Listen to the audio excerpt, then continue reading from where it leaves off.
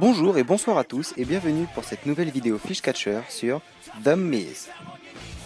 D'abord présenté au public comme l'un des 7 étrangers de The Real World Back to New York, le Miz a troqué sa célébrité dans la télé-réalité contre une carrière légitime à la WWE.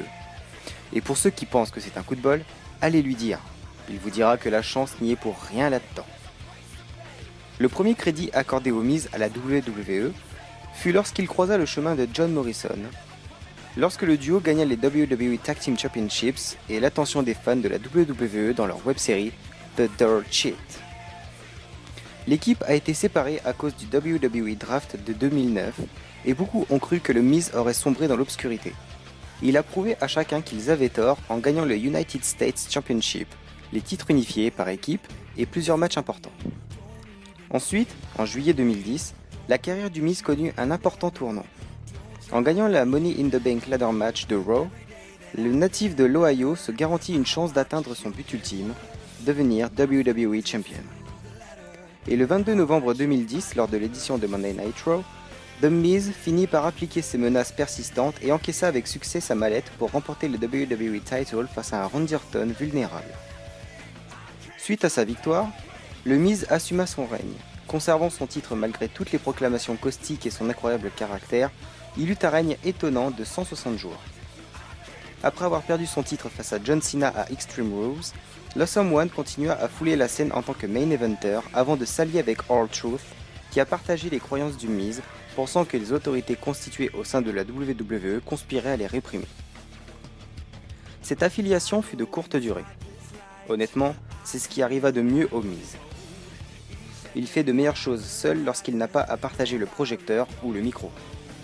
L'Awesome One l'a prouvé lors du 1000e épisode de Raw en gagnant le titre intercontinental face à Christian. Cette victoire fut son 3e couronnement pour son parcours solo.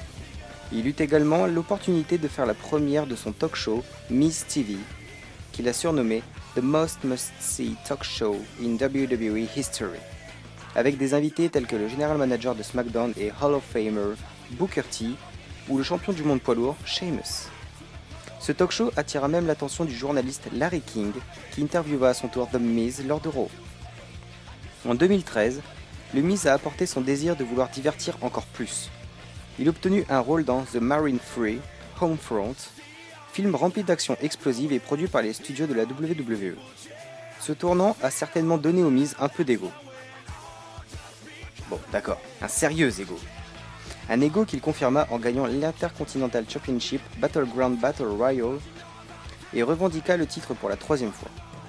La star n'a jamais cessé de se vanter à propos de son titre qu'il perdit face à Dolph Ziggler lors de SummerSlam 2014. Ensuite, au Survivor Series, Miz et Damien Sandow, appelé Damien Mizdo et jouant le rôle du double du Miz, triomphèrent dans un Fatal 4-Way match contre Gold et Stardust, The Usos et Los Matadores pour y gagner les WWE Tag Team Championships. Lors de TLC, Miz et Mizdo gardèrent les titres après une disqualification du Miz, utilisant le Slammy Award Tag Team of the Year des Usos contre eux. Leur chance les quitta lors d'une édition de Raw, lorsque les Usos réussirent à battre Miz et Mizdo pour les titres par équipe.